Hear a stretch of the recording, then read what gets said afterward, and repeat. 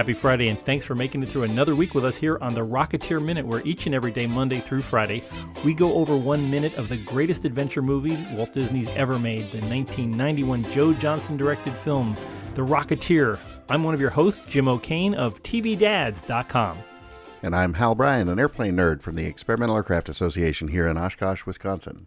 And we are sneaking around a hospital today. So. We certainly are. And it's just the two of us, no guests. Yeah, so it's like we have to get to know each other all over again. Yeah. And what a place in a darkened room with somebody wrapped up in bandages and a rather looming, ominous figure who we haven't seen his face yet. We've seen his, I'm going to use the phrase, hairy pinky. We have seen his hairy pinky and we've heard his voice. Just saying the word yes. But it's just this large guy in a pork pie hat. Right. And those, that's just the very definition of noir, the way this minute 25 starts with the incredibly stark shadows on the wall, and you can see the open window where he came in. Oh, yeah. The chiaroscuro, as the Italians say much better than I do. Light and shadow there. I do love the wainscoting. I keep looking at the problem is my wife and I watch way too much HGTV, and we keep thinking, that would be a nice plain makeover for paneling. But what a great amount of woodwork in this hospital. I really have to hand it to the art director for really putting together a good solid Art Deco looking county general. Right, and they could have gotten away with something that was so, that was just bland and just sort of sterile walls and everything else, but. Really is a nice look to it. Yeah, it's almost like the Pottery Barn Hospital. I just quite a thing. And poor Wilmer, he really looks. He really didn't do good after falling out of that car when the plane hit it. And this is back in the days when sort of a typical medical treatment just meant elevate everything. Yeah. So everything's in these big, slings and all this stuff. Yeah, apparently just more blood pressure on his spine, the better. That's right. Exactly. Fortunately, nothing touched his face. He has a perfectly untouched face. Which shines out nicely in contrast to the sparkling white plaster cast around his neck somehow, in case he broke his windpipe. I don't know what the purpose of that is. Right. Yeah. It's not like it's not just a sea collar. It's an actual. Yeah. It's a letter O. It's right. So and he's got his like Olivia Newton-John headband thing. That doesn't look like it's keeping his skull together. It's just kind of. It's just sort of resting there. He does have little scratches on his nose, so yeah, he paid the price. But, Anyway, all those piano lessons for nothing. Exactly. Just a messed up thing. Anyway, we have Lothar, who is marched in to do the special condolence call for Neville. He carefully listens at the door where a nurse and a police officer who is, they're guarding Wilmer for the FBI. And apparently the FBI doesn't bother. Just they figure a city cop will be able to handle all this. Right.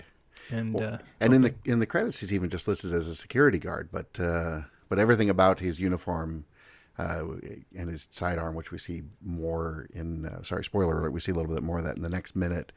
Looks like just very standard, standard issue police from 38 from the right era here. So yeah, there's if it had the LA Civic building on the front of it, I'd start to worry about that because it hadn't been built yet. So. Right, but we know Joe Johnston and company are way smarter than that. Yeah.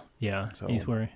He's wearing his 9-point hat, and the nurse has a neatly folded, kind of the way they fold bath towels at the Four Seasons right. nowadays, but that or napkins in some restaurants. It's almost as it's very festive. I mean, she could have worn a swan today or a fish or something, but they're both sitting and chuckling over coffee, and as we've figured out from carefully listening to individual syllables, they're listening to Fibber McGee and Company. Which in October of 1938 was playing on a regular basis on the NBC network. It used to be Fibber McGee and Molly, but unfortunately Molly was having a problem with substance abuse, and she was at the time she was taking the cure somewhere, and I guess at the time it was a sanitarium. So they had changed the name to Fibber McGee and Company. It's heady stuff for 1938. You know, it's although you wonder how public that was at the time. But you've got it's Jim and Marion Jordan, the real life married couple who play Fibber McGee and Molly, and as you say, then they had to switch it to And Company while she was away. It's amazing to look back on this type of radio as entertainment. It's comedy, of course, and you know, in the obviously pre-television era, everything else. It's when you wanted entertainment in the evenings or whatever, you huddled around the radio and you listened. As I recall, and you may know this better than I do, but sort of the whole Fibber McGee and Molly thing was there was a strong recurring gag, and it was about his closet. Yes. Right, that it was always overstuffed, and then at some point in every episode, he opened the closet and everything fell out. Yeah, and a rather extended series of sound effects going on for upwards of a minute. It just went on and on and on, and it's amazing that that's funny without the visual.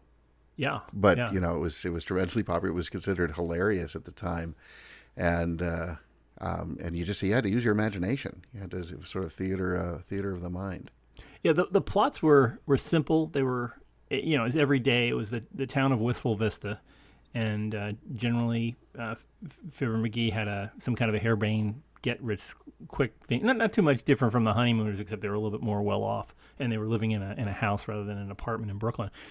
But McGee would come up with some idea, and different people would stop by, the mayor and, you know, other folks that were in town, to try to talk him out of it. But then he'd go for it, and then there would be just some horrible comeuppance with why the thing didn't work. A particular one that I remember, I used to listen to reruns of this. The local AM station in my hometown in upstate New York would play reruns of Fibber McGee and Molly every night, so I got used to listening to them. There was one, I guess it was because my dad was the head of the local Elks Club there, so we were always dealing with this falling apart Elks Club, and Fibber McGee was an Elks Club member on the show. And one of the things that they were celebrating on the show was that under McGee's management, the Elks Club managed to pay off their mortgage of their Elks Lodge.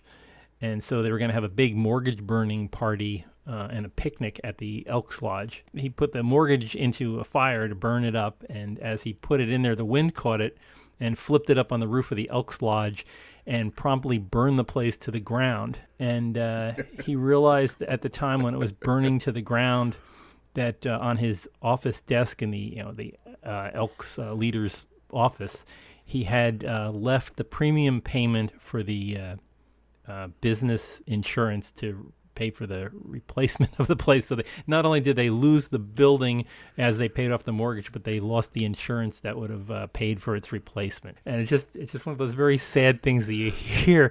But it was, this is a terrible tragedy, but it was just hysterical to listen to. And they came up with this kind of stuff every show.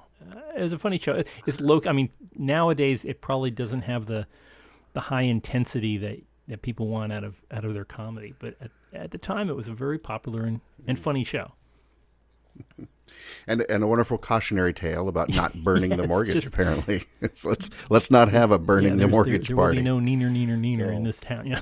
Now, I'm not, believe it or not, I'm not an expert on telephones. But right about second 13 or so, when we cut to the nurse and the cop, they're kind of.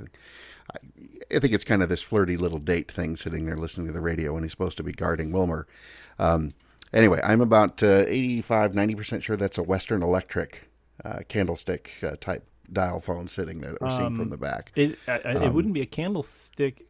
Yeah. Or not candlestick, excuse me, but the Western Electric handset model. Yeah, of course, not a candlestick. Yeah, the candlestick phones were popular into the 40s, but they were pretty much getting phased out, I'd say, the mid-30s. Once we started getting, especially when exchanges started to handle rotary operation, the candlestick was insufficient. Sure. I mean, you had candlesticks that had rotary dials on it, but by the time they had switched over to the handset phone, the rotary, it was a requirement to get phones. Yeah, there were candlestick phones back. I mean, even as early as the 20s, had the rotary dial, but the most typical, typical one put into a house, like a lot of them were put in the 1910s, 1915 or so, and you just call the central office and say, I want to speak to Henderson 20. But and this one, obviously. Or you tell Sarah to get me Thelma Lou. Yeah, for exactly. example. Yeah. But I don't know if you've ever held one of those older phones, but they are just incredibly heavy too. Oh yeah, like they're solid. I don't know if they were Bakelite or what the material was. I feel like they're made out of granite. Yeah, incredibly dense. They're good murder weapons. Yeah, Exactly. and plus they have two in both the receiver and the transmitter sections of those phones.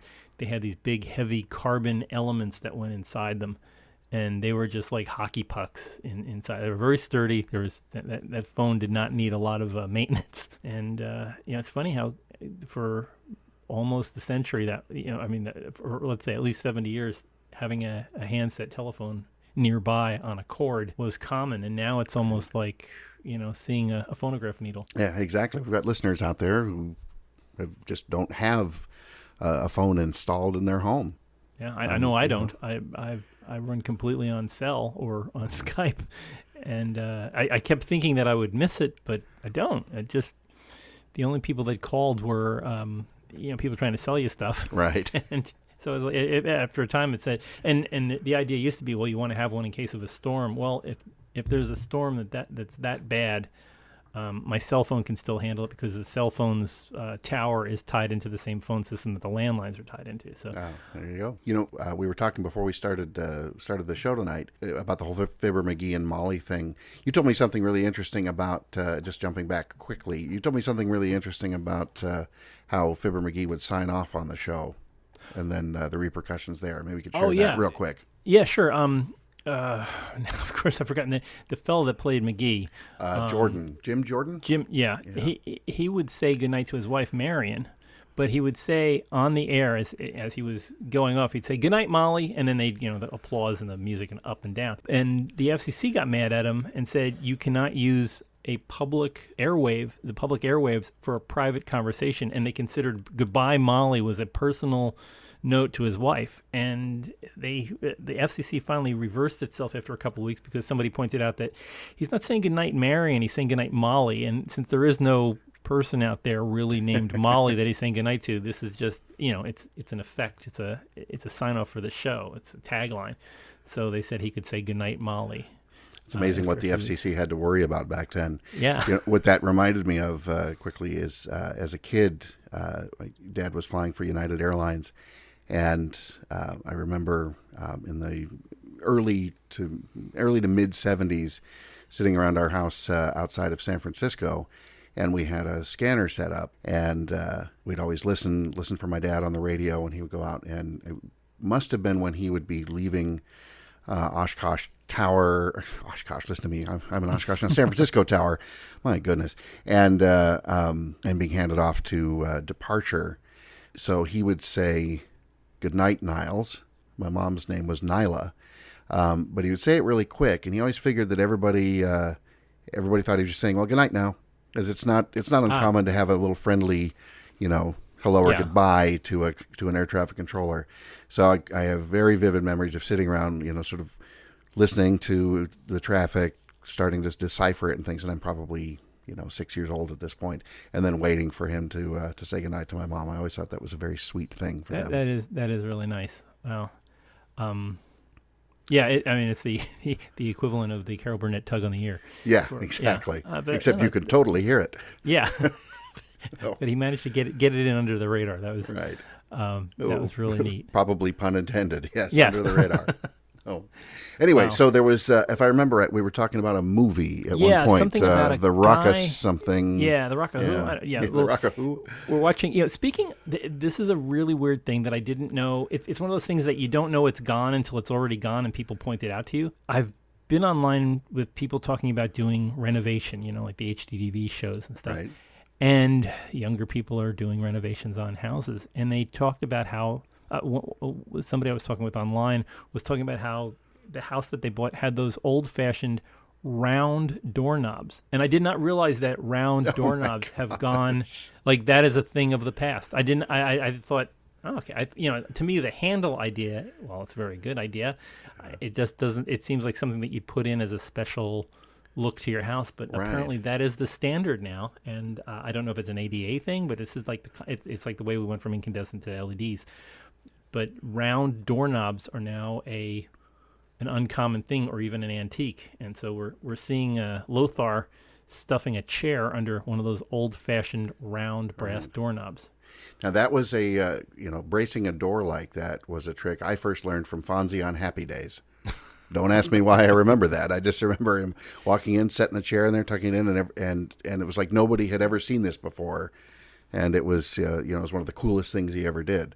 Wow. So, Yeah, the only thing I learned about doors was I'm trying to remember the movie that I saw it in, but you take kids, try this at home if you still have any record albums. When you wanted to prank someone, you take a large record album, an LP record album, take the record out, push the edges of the record album so it kind of puckers open, and pour in as much baby powder as you can. Then slide the front end, the open end of the record album under somebody's door, and step on it really hard, and you will blow baby powder all over the other person's room without ever opening their door. So that's my only door prank I know, and it's tangential related to this. So I'm picturing, right, for some reason, and forgive me, Billy, but I'm picturing Billy Campbell listening to this right now, and then I'm picturing him frantically taking notes, and then he's going to send us a picture of It works. Somewhere on the set of Cardinal, and he's Yeah, stuffed somebody's dressing room full of baby powder, and it's our fault. Yeah, he couldn't find a record album though in Canada. We'll find out. Well, I'm So sure. we're still. I'm just trying not to go too far afield, but we're watching Lothar put that chair up against there, which, gosh, they painted it even a different color. It's like bone white. It matches with, it clashes with the almond of the walls. But we see his shadowy figure go back to Wilmer, who is strung up like a Christmas turkey, and we're finally getting a closer look at his face, which is even more noticeable as Lothar strikes a match off of Wilmer's neck, which is a great move. That just really establishes who's in charge in this scene, doesn't it? Yeah, and it's just such a beautiful lighting thing as he lights it up in there.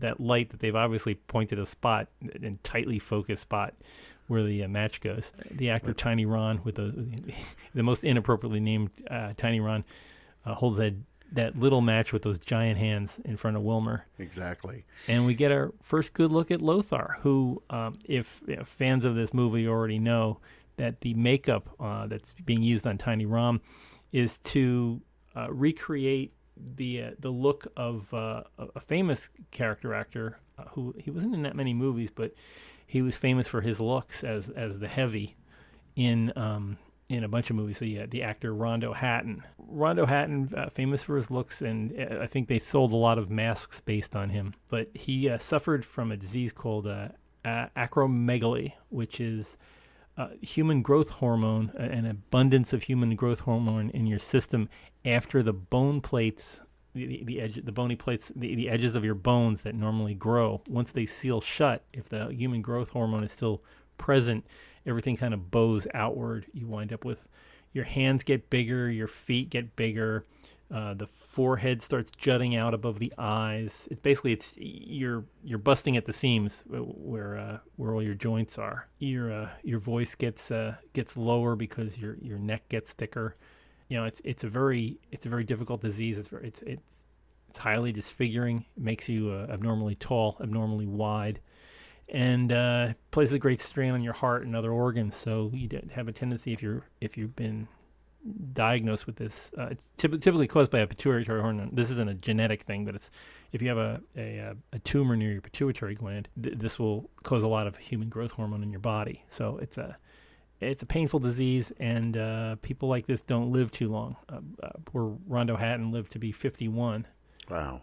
And he had other things he wanted to do in his life besides playing a menacing character in movies. I mean, it paid okay, but he was a sports writer from Florida, and this disease took hold of him in his early 20s, and he was spotted by a movie director who put him in a couple of gangster movies, and then he became part of like the monster scene, and he became recognized as a henchman, an evil dude. Well, it's interesting too, and not surprising that Tiny Ron Taylor, who's playing this character who's, as you said, his look is inspired by Rondo Hatton. He's got a sports background as well. Again, no shock, but he was a basketball player, and that's pretty much the extent of my knowledge of what I call sports ball. Is I can usually identify basketball versus football, and it's about the end of it. But then Tiny Ron went on to do number of episodes of Star Trek, both Deep Space Nine and Voyager. And as we were talking about offline earlier today, the thing I love him best is as Al.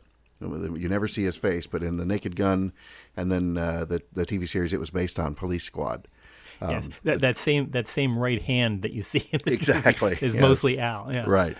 And, that wonderful scene where Leslie Nielsen is telling me you got a little something, or maybe it's George Kennedy, one of the two telling me you got a little something on your face, and brushes his face, nope, other side, and then an entire banana falls in from out of frame. That is comedy gold. Yes. Police Squad, there were only 6 episodes of Yes. Police Squad, but you can watch them again and again and again. My favorite part of Police Squad has always been the idea that every time they have a guest star, the guest star does not survive the opening credits. Right. Exactly. They always get killed in some horrible manner or another. But it's Rondo Hatton's other face. His face is familiar for those of you not watching him in movies or TV shows. He never lived long enough to be on TV, but if you don't know him from horror movies, his face was the model for the comic book character Judge Dredd. Sylvester Stallone's face was kind of modified when did the Sylvester Stallone version. He had to kind of push his chin out, and they added a little bit of small appliances to make his face look more like Rondo Hatton. So Rondo, even though he's not with us anymore, his visage lives on, and it's a great. It is a great thing in this movie. He's expressionless for most of the movie. We see him later on with some different expressions, but it's mostly he's this menacing look just at rest. He has a resting menace. Right. Resting menace face, I guess. Yeah, exactly. In the vernacular of the times. Yeah. And that wonderful prosthetic makeup, which, unlike a lot of stuff of the era, I think this still holds up pretty well. You can certainly see his prosthetics, but of course that's Rick Baker leading that effort. So, gosh, what didn't Rick Baker work on? He was Star Wars stuff. King Kong, the original King, not the original, but the 76 re-release. 76 King Kong, An American Werewolf in London, the whole transformation thing. It's still one of the best sort of in-camera cosmetic / prosthetic type effects things, I think I've ever seen. Yeah, I mean, look at the texture and the texture and the shape. It's very naturally flowing. And if you've seen, as I strongly recommend, if anybody can get a hold of the Rocketeer's official souvenir guide, they'll show pictures of this makeup being applied, and the appliances are all just this off-white latex, but the coloration and the surface texture of it looks just so natural as part of his skin. It's fantastic that you'd really believe that maybe there is a guy out there that looks like this who isn't Rondo Hatton. Right. So, and of course, as we come to the sort of the climax of this minute, you've got Lothar is asking Wilmer, where is it? And and of course we know he's looking for, and he finally says, the rocket. And that's a great great line. He's leaning on his chest and everything else. Yeah, that would not have worked as a tenor. He's basso profundo. Yes. You can hear the ceiling tiles rattling. He's not he's not somebody that takes no for an answer, but Wilmer tries bravely. He's like, no, I'm not answering to anybody but Eddie Valentine. Right. And Wilmer decides to do a little macrame with Wilmer's traction ropes and pulleys. Wilmer gets the message here, and he says to ease off and leave. Let things go. He'll tell. He's not too good with. Didn't need any waterboarding here. It was like, okay, right. I can see where this is going. But by the end of this minute, we still don't know how much he told, how much he gives up. Yeah, we're not going to find out until probably next week. So everybody out there will have to tune in and talk about this some more next week. And as always, as we're coming to the end of the week, you really should get on our list of people who get our show automatically. So please while you're up, while you're listening to this, go look at your phone or your whatever device you're listening to this on. Go over to iTunes or to Google Play. Find our show. It's Rocketeer Minute. Just type Rocketeer Minute in the search bar, and then when iTunes or Google Play comes up with the name of our show, hit subscribe, and boom, every single day, Monday through Friday, you get this right on your mobile device, so you can listen to it while you're waiting for somebody in the hospital, or if Fibber McGee's over, you can tune into us. So it's always available there. If you want to talk about more about the show, or tell us what we got wrong about 1938 history, or if you want to just consider the doorknobs in your home or office, or if you sell wainscoting, there you go, and you're willing to give Jim a deal. Yes. Chip, Joanna, we're waiting for you to call in. But check us out, please, on our social media: Twitter, Rocketeer Minute, Facebook.com/Rocketeer Minute, or at the big site, RocketeerMinute.com. And we've got some cool swag out there, like little action figures that look like Billy Campbell and such.